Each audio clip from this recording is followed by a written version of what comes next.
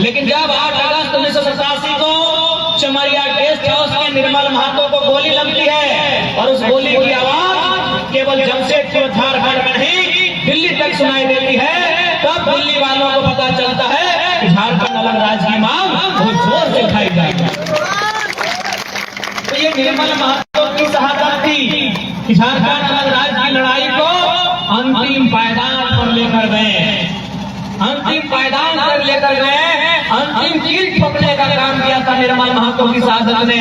तो आज ये वही कोल्हान की मिट्टी है। मुझे कोल्हान की मिट्टी को ज्यादा इतिहास, भूगोल और किताब की बातें बताने की आवश्यकता। चमरिया गेस्ट हाउस के निर्मल महतो को गोली लगती है और उस गोली की आवाज केवल जमशेदपुर झारखंड में नहीं दिल्ली तक सुनाई देती है, तब दिल्ली वालों को पता चलता है कि झारखंड अलग राज्य की मांग बहुत जोर से उठाई जाएगी।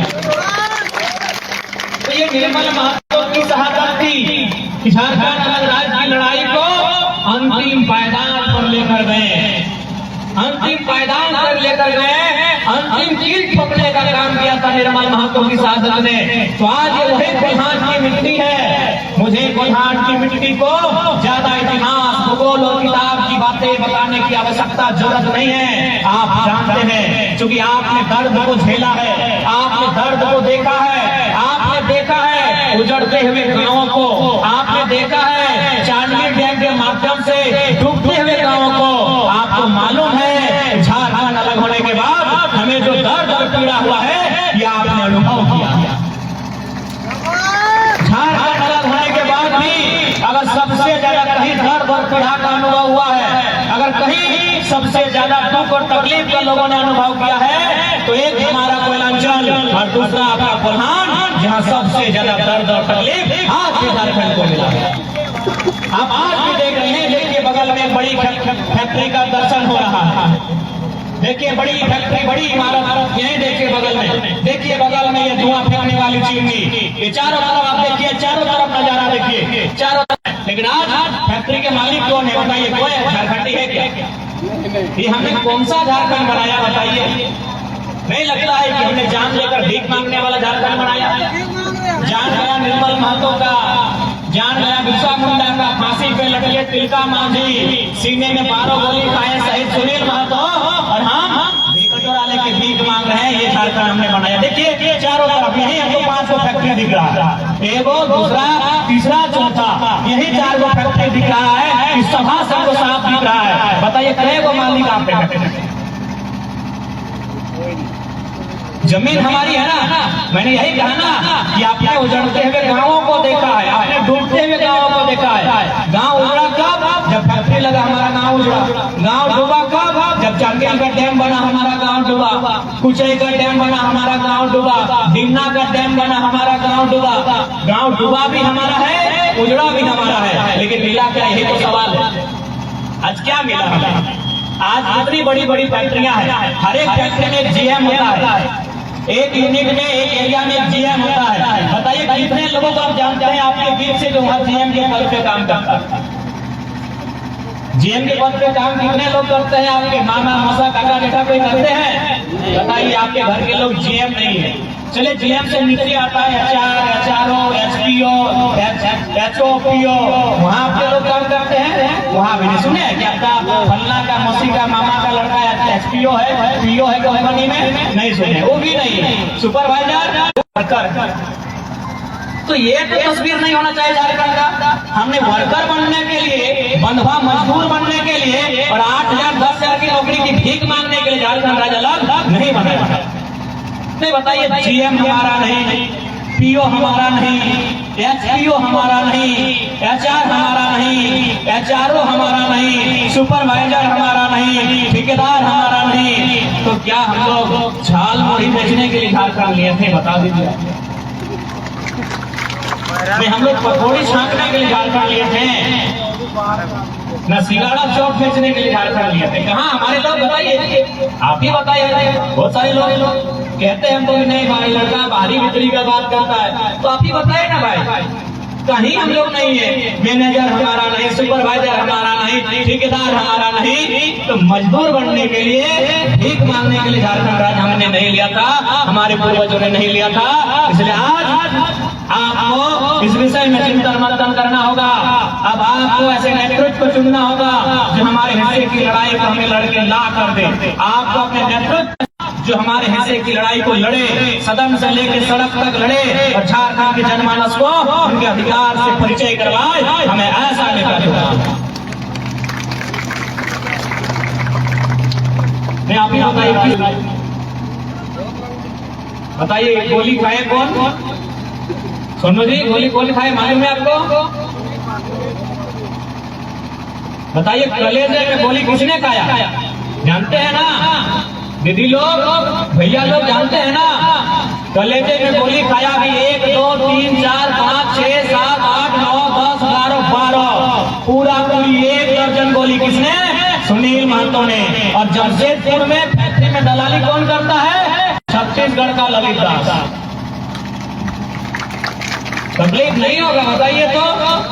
मैंने जिनके बाप दादाओं ने गर्दन कटा दिया, जिनके बाप दादाओं ने गर्दन कटा दिया, आज उनके बच्चे भीख मांग रहे हैं। और किनसे? जिनके बाप दादाओं का नाखून नहीं कटा है उनसे भीख मांग रहे हैं। जिनके बाप दादाओं ने अपना खून बहा दिया, आज उनके बच्चे भीख मांग रहे हैं। किनसे? जिनके बाप दादाओं का पसीना नहीं बहा है उनसे मांग रहे हैं। ये झारखंड की कष्टदायक तस्वीर है, ये झारखंड की पीड़ादायक तस्वीर है। इसलिए इस तस्वीर को अगर आपको बदलना है तो आज फिर से हमको चंपई चचा जैसा नहीं, शहीद सुनील महतो जैसा लीडर चाहिए।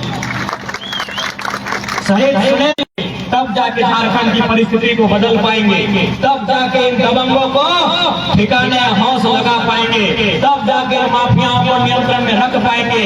नहीं तो आज हम तो कम से कम बोल लेते हैं, इतना तो हिम्मत है हमें कि टाटा रहे थे बाटा रहे, हम बोल देते हैं कि बड़ा बड़ा विधायक सांसद लोग बोल नहीं पाता।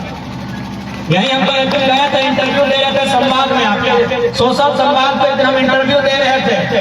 उन्होंने इंटरव्यू लेने से पहले हमसे पूछा कि एक बात बताइए आप क्या खाते हैं?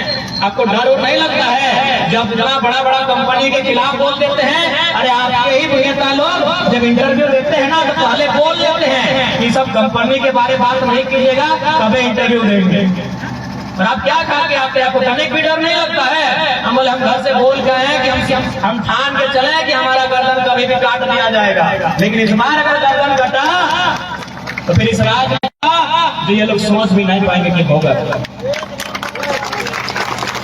कुछ दिन पहले हमको रामगढ़ में एगो किसी तरफ फैक्ट्री का मालिक हमको फोन किया, बोला आप जो सभा करने जा रहे हैं वहां मत जाइए, बगल में मेरा फैक्ट्री है, आप जाएंगे तो लोग आपके भाषण को सुनेंगे तो गुस्सा से आग बबूला हो जाएंगे, आप मत जाइए, और जाइएगा तो बहुत बुरा होगा। हमको ये धमकी दिया गया।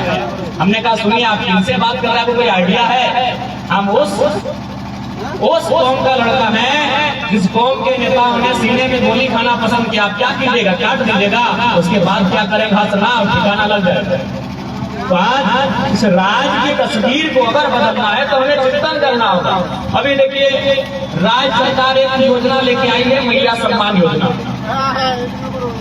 1000 रुपया दिया जा रहा है। चलिए ठीक है, अच्छी बात है 1000, लेकिन हमको लगता है ना दीदी लोग 1000 रुपया तो बहुत दूर की बात है। अभी झारखंड को इन 24 सालों में इतना बेबस और लाचार बना दिया गया है ना कि अगर सरकार 200 रुपया भी देगी ना तो हमारी माँ बहन लाइन लग जाएगी। क्यों? कॉपी पेट का सवाल। आज इन व्यवस्था ने हमें कितना कमजोर किया। भले हम छोटा लड़का है लेकिन एक बहुत बड़ा बात काम है। आज से 20 साल पहले आपकी दादी, आपकी नानी, आपकी मौसी, आपकी जेठी, जब भी हमारे घर में कोई मांगने वाला दिन भर में कोई ना कोई आ जाता था तो हमारी माँ, हमारी मौसी उसको सूप में चावल या धान निकाल के देती थी। पता नहीं आप लोग सूप को क्या बोलते हैं? कूला बोलते हैं ना। आज जो बांस का सूप होता है उसी में चावल या कुछ भी निकाल के देती थी। आप अभी अब वो सिस्टम नहीं है, मांगने वाले लोग आते नहीं है, यानी दिन भर में 2 बार 3 बार तो दे देती थी।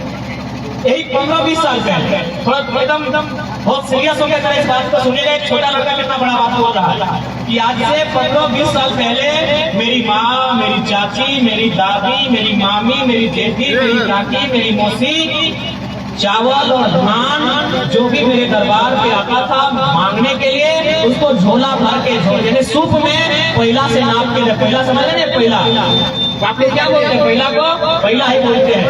और आज मालूम है हम लोग 5 किलो के चावल के लिए लाइन लग जा रहे हैं। समझिए, थोड़ा सा समझिए कि कहाँ थे और कहाँ आ गए।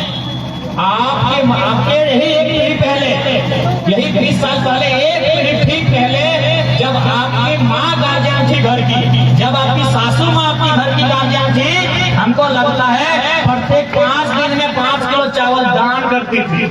और आज हम 5 किलो चावल के लिए लाइन लग जा रहे हैं। यानी इतना हमें कमजोर किया गया, इतना हमें लाचार बेबस किया गया। कैसे किया गया? तो सबसे पहले जहाँ कमाई का स्रोत था, यानी जहाँ से 2 पैसा कमाई हो सकता था, वहीं क्या हुआ कि सरकार ने IAS IPS मिलके इन लोग बाहर के आदमी को नौकरी भेज दिया। यहाँ चले जाइए, चाहे कोयला वाला माइंस वाला एरिया रहे, चाहे ये चिमनी वाला फैक्ट्री रहे, चाहे प्रोडक्शन करने वाला कोई फैक्ट्री रहे, आपके जमशेदपुर का टाटा रहे, टिस्को रहे, टेल्को रहे, वासा उषा मार्टिन रहे, या रांची का HEC रहे, या सिल्ली का हिंडाल्को रहे, या हमारे बोकारो का BSL डालमिया रहे, इलेक्ट्रो स्टील रहे, या धनबाद का FCI हार्म सिमरी रहे, आप कहीं चले जाइए जहाँ इनकम, जहाँ पैसे हो सकते हैं, वहाँ बाहर के लोग 100 में 70-75 मिलेंगे, हमारे लोग 20-25 मिलेंगे। इसलिए सबसे पहले हम लोग जहाँ इनकम होता है आएंगे 75% झारखंड के, 75% झारखंड के लोग। राज हमारा भी भीख मांगेंगे? ये राज्य हमारे बाप दादाओं ने गर्दन कटा के राज्य लेके दिया है, और हम 1000 रुपए के लिए लाइन लगेंगे? नहीं, ये राज्य हमारा भीख मांगने के लिए और लाचार बनने के लिए अलग नहीं हुआ है। ये राज्य हमारे मान सम्मान के लिए अलग हुआ है, हमारी अलग पहचान के लिए अलग हुआ है। इसलिए इस राज्य की जो लड़ाई थी उसे अपने दिलों में जिंदा रखना होगा। आज अगर हम लोग चिंता नहीं करते हैं, आज अगर हम लोग इन विषयों पे चर्चा नहीं करते हैं, तो नो डाउट हम लोग जो इस एज के हैं और 15-20 साल तो पार हो जाएगा, यानी और एक छोटा मोटा पीढ़ी पार हो जाएगा 20 साल का। लेकिन इसके बाद जो समय आएगा, जैसे बाबू लोग बैठे हैं, मुनि लोग बैठी है, आपको मुनि बोलते हैं ना, इनका जो समय आएगा और बहुत दुखकारी होगी। अभी भी क्या है, ऐसा नहीं है। हम एक गाँव भी गए थे, तो वहाँ बोले कि बाबू लोग अच्छा से पढ़ाई लिखाई करना, तो दीदी लोग बोली कि बाबू सब तो पढ़ा लिखा ही है, BA पास है, MA पास है, इंटर पास है, डिप्लोमा किया है, ITI किया है, BEd किया है, लेकिन हमारे हिस्से में नौकरी नहीं। तो 20 साल बाद क्या होगा? जब आज MA BA करने के बाद भी नहीं है, तो 20 साल बाद क्या स्थिति होगी हमारी? इसलिए आज हमें चिंता करना होगा कि हम लोग एक अच्छी सरकार चुनेंगे, अच्छे नेताओं को चुनेंगे, जो अच्छी पॉलिसी बनाने पर चर्चा करें, जो अच्छी पॉलिसी बनाने का वादा रखे, और सबसे पहली बात उसकी सोच दूरगामी हो।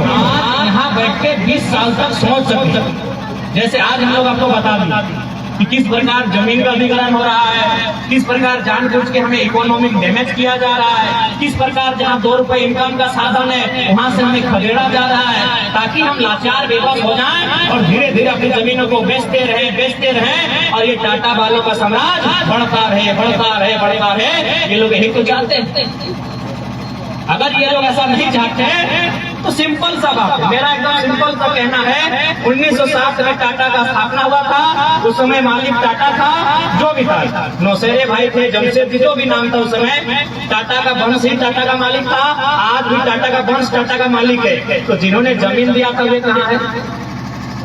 उनका रिकॉर्ड कहाँ है? बताइए ना भैया।